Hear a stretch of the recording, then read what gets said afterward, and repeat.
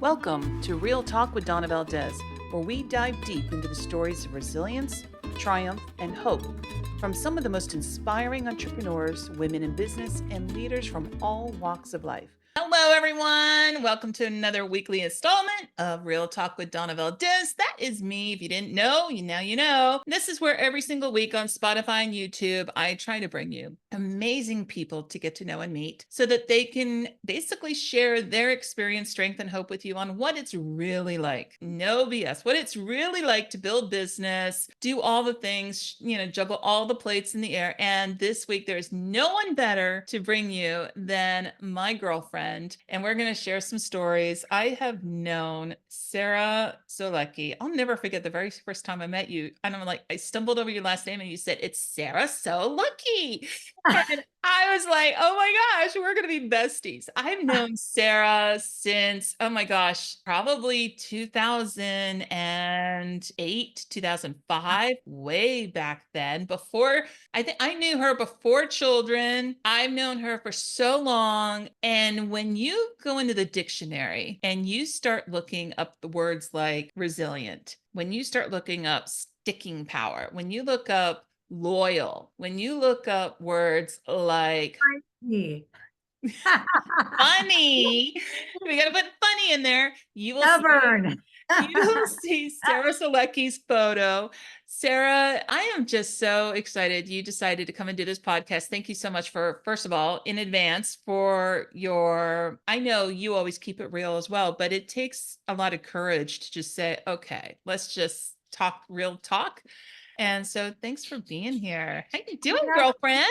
Having me. I'm doing great. I am doing great. And what an honor it is to hang out. I know I was thinking about when we first met, it's really cool because I remember the first time I ever met you, I actually saw you as a speaker. And I remember just sitting there taking ferocious notes. And I just learned so much. I thought you had so much wisdom. And I was like, man, I got to get better. Right. And so I just remember soaking up all that stuff. And I think a lot of the things that you shared were just so applicable and just really that's what this podcast is about, real talk, right? It was just really real stuff that someone could apply to their business. It wasn't hypey. There wasn't, I didn't have to sift through all of it. It was stuff that I could walk away with and like apply to my business. And I just really appreciated that, learning from you because of it. Well, I'll tell you, it's samesies, as my daughter would say, samesies. I appreciate the fact that you're all those things. You are a business builder. You are a queen. You are a mom. You are a leader. You are all those things. So I want to dive deep I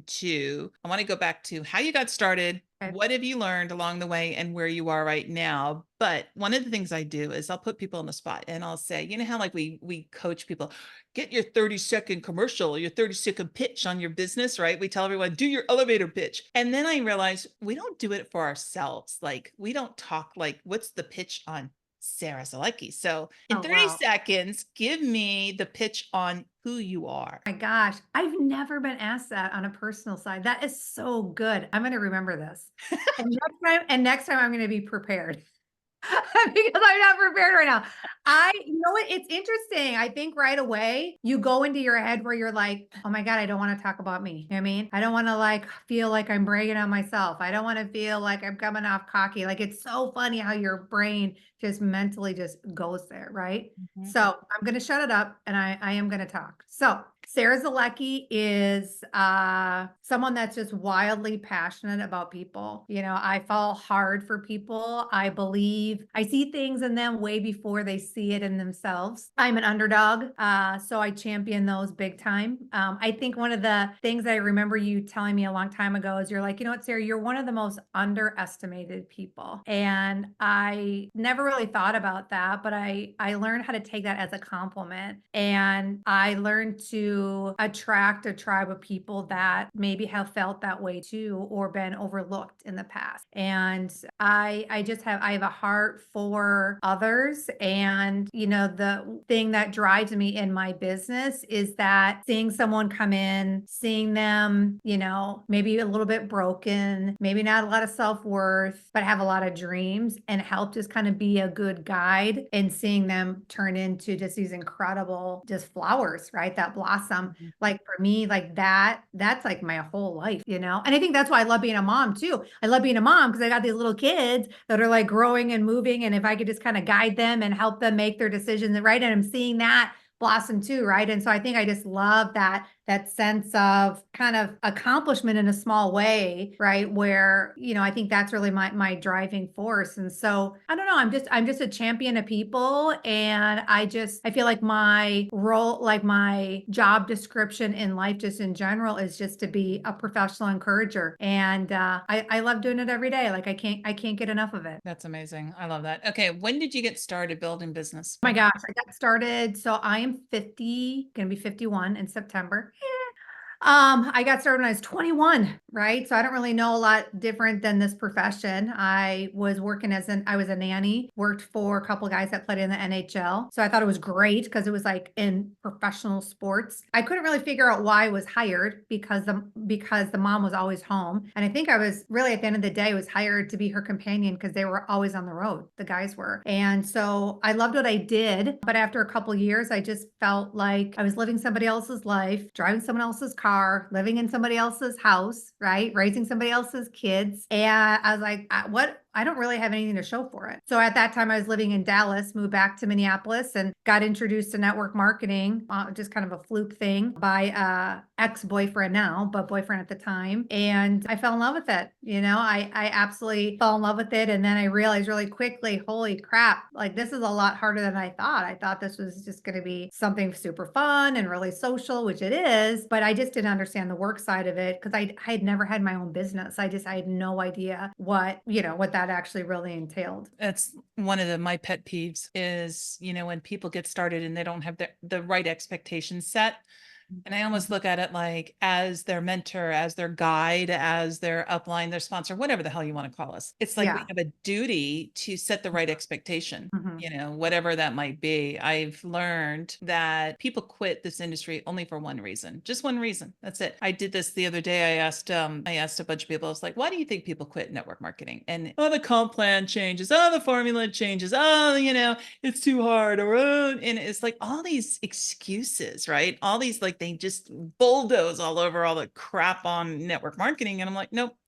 No, no, no, no. And they were looking like, what? I said, the only reason people quit is because the experience did not live up to their expectation, Mm. period. That's it. And if we set the expectation, comp plans will never change. Mm. If we set up the expectation that you're going to make all this money right away, then they're expecting that. And that's the reason why people quit. That's, it's just, I go off on a soapbox. Okay. Mhm. Let's talk about your journey. How do you think building business has changed for you? Like, what's the biggest things you're noticing from when you first started to where you are now? Because you've probably gone, wow, I used to do this OG way and now I'm having to do this way. You are like pivot master. I've Yeah. seen you get ahead of trends, make those pivots, do those things. What are some of the things like if you look back on your journey, those points, I know you must know what those pivotal points were where you're like, okay, I've got to do something different or I'm going to not do this. Like I'm not going to succeed. Talk about how your business has changed from when you first started to where it is right now. Like what are some of the big key things you're doing that you didn't do before? Well, I think early on in my career, like obviously social media wasn't around. You know what I mean? We weren't building online. We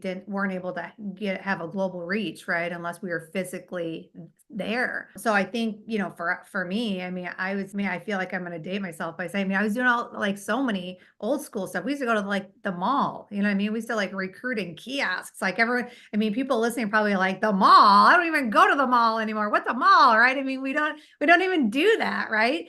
So a lot of those things were like, hey, we're, the 3-foot rule, wherever you can find someone, like if they can fog up a mirror, like you go talk to them, it's just all that, just relentless crazy stuff, which is great. I definitely, that's where I think I got cut my teeth and got tough skin. And, I think nowadays, people are so wimpy because they're like, I'll just be a keyboard warrior and hang out behind the scenes and just like do whatever and figure I can do a post or a couple of stories and that works. And so what's interesting though now is I feel like because after COVID and all of that, everyone was on social and people were doing incredibly well just because they were like an order taker. It's kind of back in the days before like mortgages crashed, like you didn't have to be great at mortgages. You probably didn't even have to understand it. But if the phone rang, you could pick it up and you got a freaking loan. You know what I mean? And then all of a sudden it got hard because things changed and people had to figure out how to get good at sales and how to present and how to overcome objections, et cetera. And so I feel like that is really kind of where we're at, is we're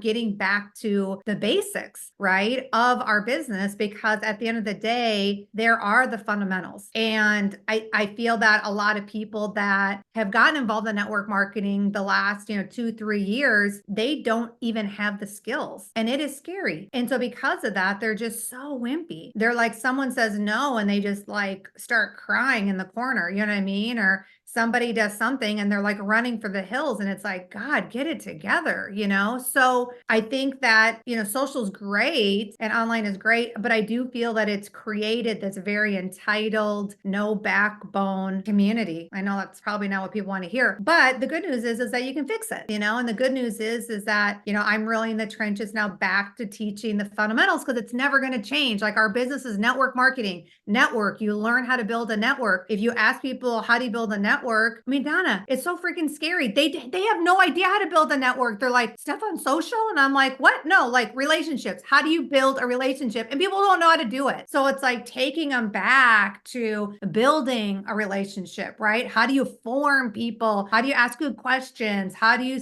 play the long-term game with these guys? Like, so going back to really teaching people that and equipping them to be able to become a leader. I feel like no one is equipped and no one is prepared. And so I just said, we're going to go back to the beginning. And I think what's hard is people think the fundamentals are boring, but the fundamentals can pay you millions and millions and millions of dollars. Everyone wants to be so damn fancy, and it's killed everybody. Yeah. It's everybody. So it's like, stop being so fancy, get back to like what worked, even though it might not be sexy. But I mean, I tell people, if you work a job, are there things that you don't love to do at your job, but you still do it because that's part of your job? Yes. In this business, are there things and are there fundamentals that I don't love doing because I feel like they're boring and I hate doing them? Yes. But I do them because it still makes me money. It's so what? I still do it. And so I think that's the thing, is just helping people, getting them, get them back to the basics and understanding the fundamentals and doing that. It's not like, for me personally, it's not like the next level of online is the answer. I really don't feel like that is. I feel like there's just so much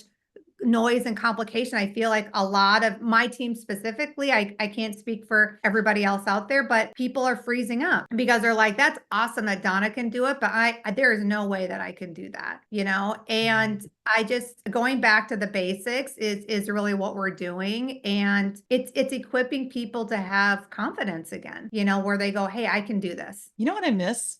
I miss What? the hotel meetings. Yeah. I miss the hotel meetings. I miss the in the living rooms. I miss that, and I think we're slowly, you're seeing this pull back into more of the in-person presentations, the group. Because I was like, that's where I learned how to do a testimonial. That's where I Yeah. learned how to invite. That's where I learned how, and I was like, you're right. These people don't know that walk of shame, that walk of death look, like when you invite someone to a meeting and you're in the back of the room and you're like, they're not here. Oh my gosh, they're not here. I mean, we've all experienced that, right? Like when your guest doesn't show up and you're waiting, you got the chair saved and they don't show and you're freaking out and, oh yeah. And I was like, that. All that stuff was all my character building, right? You can't build Yeah. any of that online anymore. You know what I mean? That's why people sign up and then they go MIA and everyone's like, what happened? I'm like, well, like, to your point, there was no expectations on both sides. They don't know, they aren't really in network marketing. They signed up in a deal, but they're not learning like the skills that you're going to need to learn, right? Yeah. So I don't know. And one thing too, our team, like, we're doing a lot of networking events again. You know what I mean? Like, we just did a team training on it last night where we're like, hey, listen, everyone's zigging, let's zag. So let's get back into doing these networking events. They're so fun. Yeah. I'm like, guys, everyone's doing, the people that you go to these events with, they're there to network too. So it's not like there's no reason to be nervous. They're there because they're there the same reason you're there, So people are loving it, and they're getting back into it. And sure, is it work? Yeah. But I just think we've created so many lazy people, unfortunately, in this business, and we got to toughen them up, I want to hear your top. What is your top? Let's do top 2 tips. So let's say someone, Sarah, let's say 10 years ago, is trying to get her business going and she watches this, what would you tell her are the top 2 tips of your success right now? Like your biggest, or you know what, I'm going to rephrase that. What have been your 2 biggest mistakes that someone else can learn from? I tried to be somebody that I wasn't, What do you mean? I think a lot of times, we look up and we've got all these mentors and people that we follow, which are great. And there's a lot of things that we can learn from them. But I tried to emanate all these people. And so what happened is I would meet a lot of prospects and have conversations, but a lot of them wouldn't enroll. And I could never figure it out. And what happened is there's just a huge disconnect there because I'll never forget Richard Burke shared this from stage one time and he said, you can be impressive, but not likable. Ugh, crazy, right? So I feel like what was happening for me is sure I had a great invitation, sure I could present, sure I could do it, but there was still that disconnect because I was trying to show up as somebody else. And I think the question that you have to be willing to ask yourself is, are you okay with you? That's a hard question to answer. And until you can say yes and accept the quirkiness and the weirdness and the imperfections and all of those things, right, that make us all unique, it's going to be hard. And so when I finally could answer yes, I just decided to show up as me. And it was cool because guess what? My tribe found me, right? People just like you. And, for a long time in the business, it's just the way that it happened with me. Majority of all my mentors, like even all my sponsors, have always been men. The reality is we build different than they do, right? Yeah. So I was listening and growing and emanating all of this masculine energy because I didn't know any better, right? And so it was repelling. It was just repelling. And so then once I was able to just kind of step in as me, then it just totally changed. So my piece with that of advice I would just say is like, yes, learn from everyone. Yes, take great, things that they share and techniques and concepts and apply them. But, remember the most important asset is you. So don't forget that piece. You know what I mean? God made us all the way he made us. And that's the part that's so cool about this business is that you're going to find those right people because they're looking for you, right? There's people just like us. And those people just couldn't see me because I wasn't showing up as me. I was showing up as somebody else, right? So it was like blocking it all. So that's my first one which was really big because it took me 3 years to enroll one person in my business. And it was because of that. That's like, what is that like when they say fake it till you make it, and it's, I always cringe whenever I hear that.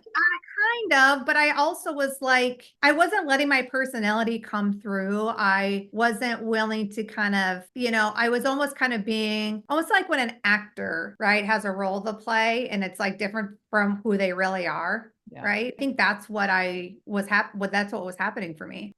So what made the change? I mean, because then what's decided you're like, all right, I'm tired of this. What made the change so that you come and show people who you are? What was it? I think finally done enough personal development, it's probably something I read or listened to and finally just said, and I think too, in a way you don't realize it at the time, but that takes a lot of energy to try to be somebody that you're not. Oh yeah. Oh yeah. That's a lot of energy, right? Yeah. So I think I just got exhausted. 3 years. Again, remember at the beginning of the podcast, I said I was stubborn. I was stubborn, because I wanted to make this work so bad. And so I was like, I'm just going to keep doing it. And I'm like, oh my gosh, Sarah, like, just say uncle, like, forget it, hang it up. Like, and so I think I finally was like, fine. After 3 years of not being able to enroll anyone, and I was doing everything, going to all the trainings, all the events, all the meetings. I mean, I was like the best soldier ever out there. And so I think then when I just hung it up and I'm like, all right, maybe I should let's just try this. Like, why don't I just try being myself, like fully, authentically, just open it up. Like, hey, shoot, if anything else, I'll just go back to doing what I was doing. And I think too, then I was in the flow. Then I wasn't trying so hard. Like it was fun. And you know what I mean? Like it all just was coming naturally. I had so many leads and I was making great friendships and all of that stuff. Cause I think I was just willing to really like let that guard down, which I think for a lot of people are so afraid to let that guard down. You know what I mean? They're like, heaven forbid, what if someone really knows that I'm not perfect? What if someone really knows that, like, you know what I mean? Like, whatever, I'm quirky or I have a funny laugh or whatever it may be, we're so afraid of amazing. I'm so grateful you did suffer because what you've come through is you've had this ethic kind of attitude. This is who I am and I don't owe anybody an apology. I love it. So your first mistake was you were trying too hard to be other people. So the tip is be authentic, right? So give me another one. I hate saying, which I don't love the word authentic. I feel like so overused. So it's like, I don't know. It is that word, but you know what I mean. It is that word, but I don't love that word. I just feel like you know what I'm saying. Like everyone's like Be authentic. real. Keep it Be real. authentic. Everyone's like, oh God, here we go again, you know? So keep it real. Okay, so what else? Give me another one. That was good. That was great. Oh gosh, another tip. Another big mistake. Okay, so I think another big mistake was that I wanted success in my business so hard I was white knuckling it. You know what I mean? You know how it's like, you know, when you ride on a roller coaster and you're just white knuckling, right? Or like when you first learn how to drive, you're like, headed to. Like I felt like I was doing that on my business for so long. And I just decided to give myself permission to just kind of like release it and understanding that a lot of times we all, depending on who you are, right? I love to set goals and focus on it and you know, want to hit titles and all of that stuff. And so for me, like that was such a big deal. And it was so frustrating when I wouldn't hit that rank or I wouldn't hit that goal. Right. And so I finally decided again, it had to do with like I was putting out so much energy towards that. It was exhausting where I was like, what if I just kind of released the whole result thing? You know what I mean? And if I really just kind of focus on like, am I getting, am I getting better every day? Right. At the end of every night, I always ask myself, are you better today than you were yesterday? You know, and if the answer is yes, then I give myself some slack, right? Cut myself some slack. So I learned how to just kind of hang up the crazy rat race of having to hit a rank, having to hit a title, and also just understanding that if I haven't hit those things yet, there is just something still, Donna, that I need to learn, an experience I have to go through, a situation that I have to learn how to handle and get on the other side, something I need to grow through, some concept I need to understand that will prepare me for when I do hit that rank, I'm ready to go. Right. Like it's way different perspective of that. So when it happens to me, even like right now in my business, like there's things that I am achieving for, but I'm also at the same time like, man, there's things that need to happen. So it prepares me. So when I do hit that rank, like, you know what I mean? Like I'm just not ready for it yet. So for me, that was such a huge thing for me, just like releasing the pressure.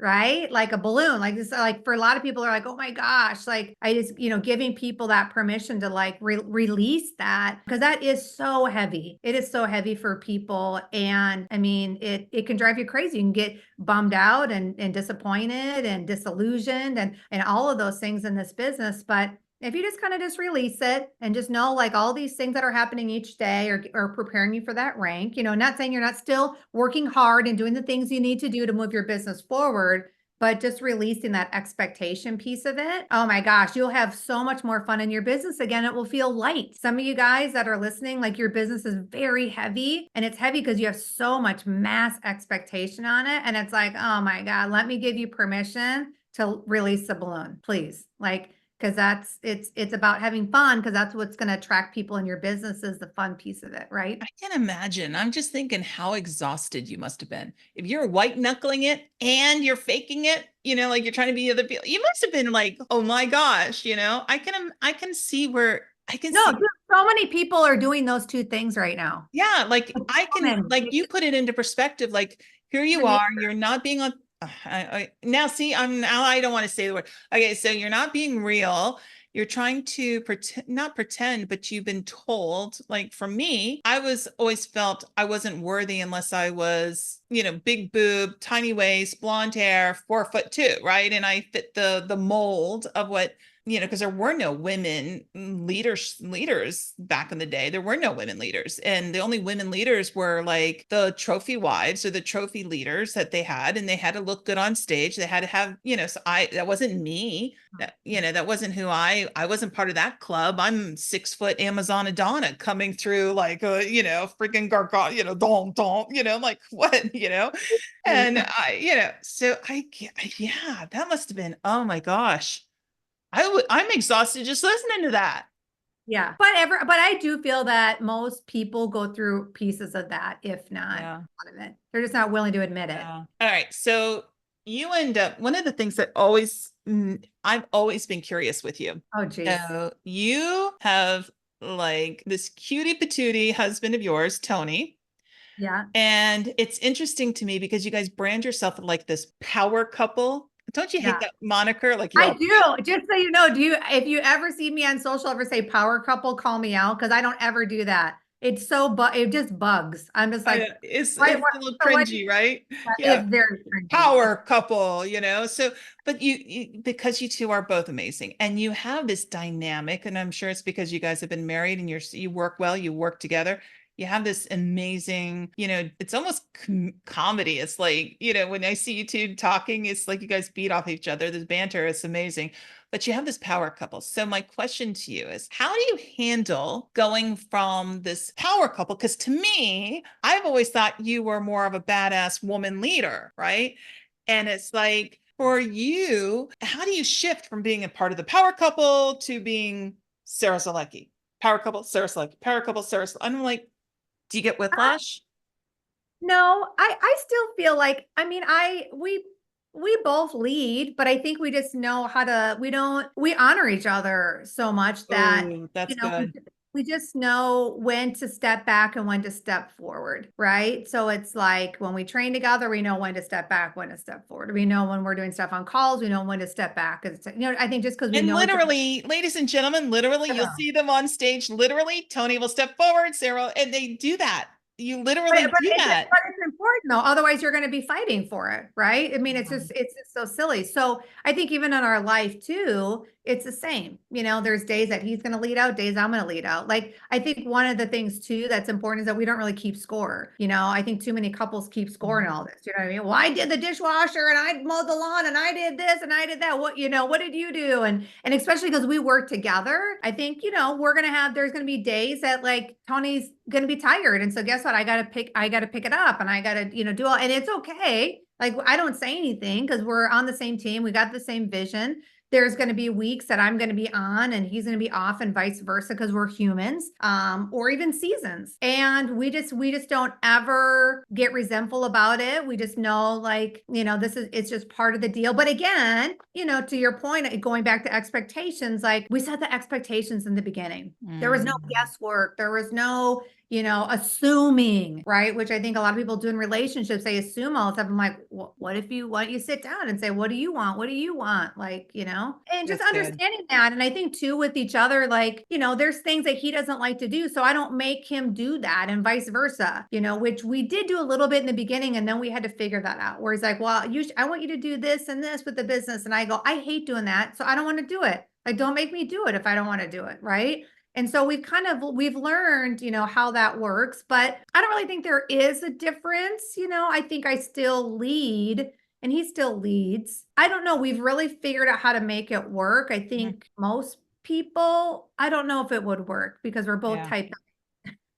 Well, that's what I mean. It's like you do realize how unique that is, right? Yeah, Because no, no, we know it is. That's when yeah, people ask us, they're like, so how do you guys work together? And we're like, oh my God, I don't even know. And I'm just like, I just don't know if this will work for you, but we'll kind of talk to you about what we do. But I didn't know it's very, very unique. And I do feel though, Donna, like I do feel like one of the reasons that it does work is that, we both were 33 when we got married and we both had been involved in network marketing for what, a good, 10 years at that point, right? So we both learned how to build individually. We both had gone through our own personal development stuff, right? And then we came together. So I do feel like that is a little bit unique where I think sometimes with marriages, they just come together, they haven't had any personal development, then they want to work this business together. That's a lot of, stuff you got to trying to catch up, Mm. right? And I don't know if that's necessarily super. I mean, anything's possible, but Yeah. Yeah. really, really.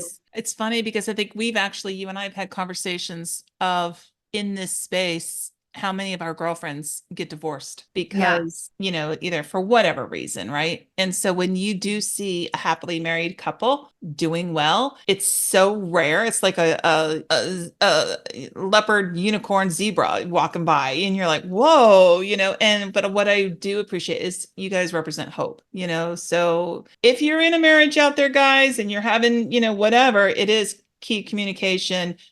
And I would encourage you guys to check out their YouTube channel. Go check out, Sarah and Tony and just see how you can see the connection they have. It is real. I'm not going to use the A word. It is real. It is true. See, It damn is. it It's now, true. Sarah. Now I can't say the A word now because of that. So you guys will have to go check them out. But I would encourage you that if you have a partner that you're doing business with and you guys are working together, it can be done. These two It are the is. leading example of it. So don't let anyone tell you you can't. Yeah. You got to work hard at it, but it's possible, you know? What are you struggling with right now? I think we talked about it a little bit before this podcast. I think, there comes a point in your life when you go through a series of reinventions and you need to. And if you don't, I mean, I don't know. I want, again, I love growing. I love going into like the next level for me.